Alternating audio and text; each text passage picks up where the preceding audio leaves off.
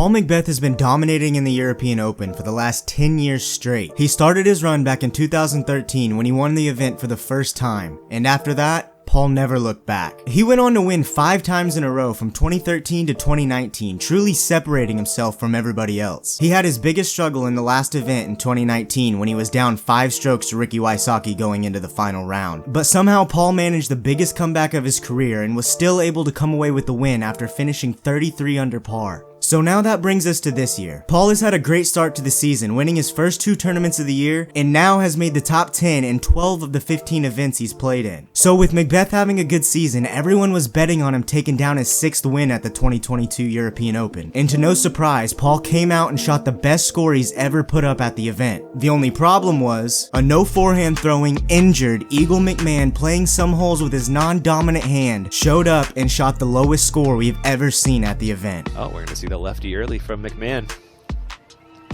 Birdied it yesterday.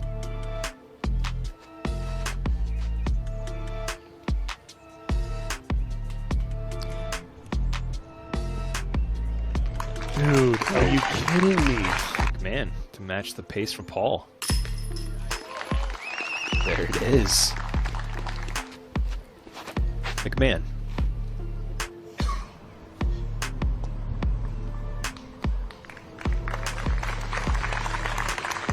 Looked like he didn't miss a couple months off. Well, I'm sure his putting practice did not take much time off during this time away from throwing sidearm. Have you had some reindeer steaks when you're over there? Oh, yeah. Tasty? Very good. Man. A reindeer pasta carbonara. Fantastic. Wow. Oh, he did it! I mean, that was just a massive power hyzer. Now he has a long putt for birdie with a downhill slope.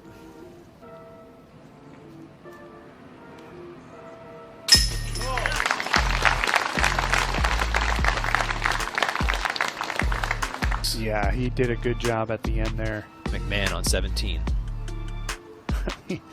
Lehtinen came back and tied Wysocki and Heimberg for the round. Oh my goodness.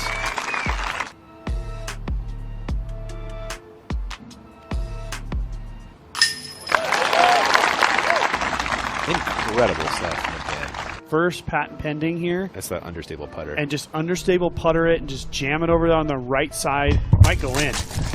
Wow. The tray.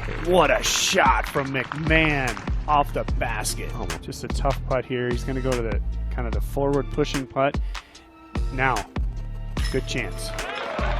There he goes. Nice putt. This is huge for Eagle right now. Yeah, chance for the outright lead. There's that drift over the corner of the stage. What a fantastic shot from Eagle McMahon.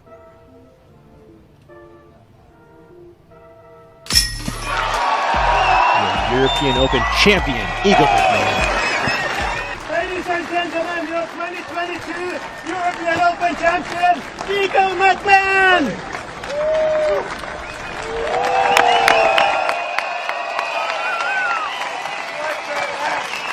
Eagle has only played in 3 tour events this year, and he hasn't cracked the top 10 in any of them. The last event he played in was over 3 months ago, and he didn't even finish because of his shoulder injury. An injury that's been haunting him for almost a year now.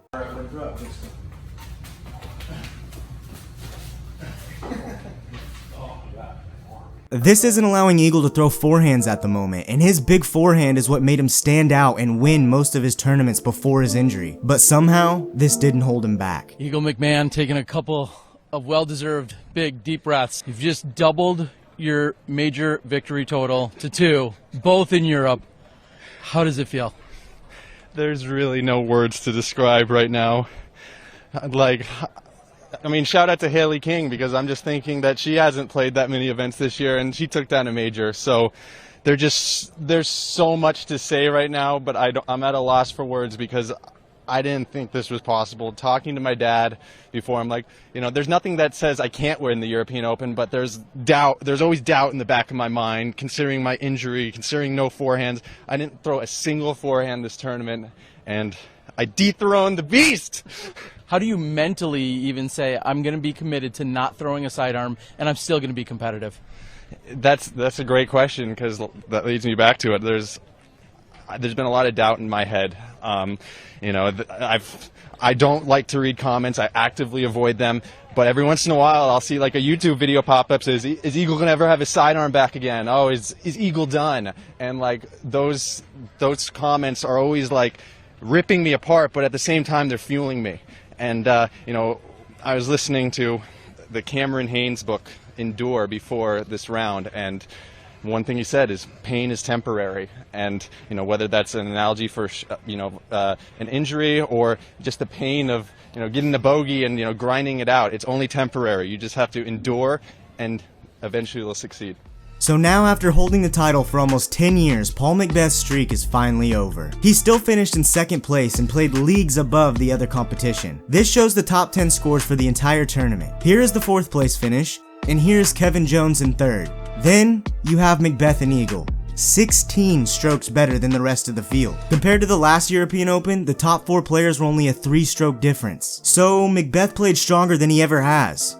But Eagle played even better. The feeling of all that pressure that built up, like, starting on like hole 15, that's when it started to feel like, okay, this is getting real, because there's just something in my mind telling me, like, Paul McBeth has won this tournament 5 times in a row.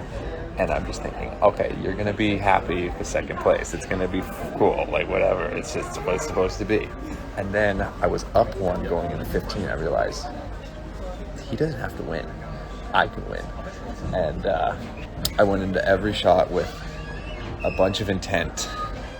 And as soon as I let the shot go, I was like, I knew I gave my best effort. And that's the biggest thing in disc golf that it's kind of hard to find, at least in my experience, is finding that balance between not being attached to results but also still caring. Because, you know, if you care too much, then you're going to tense up, and then you're going to get stressed out if things don't go your way.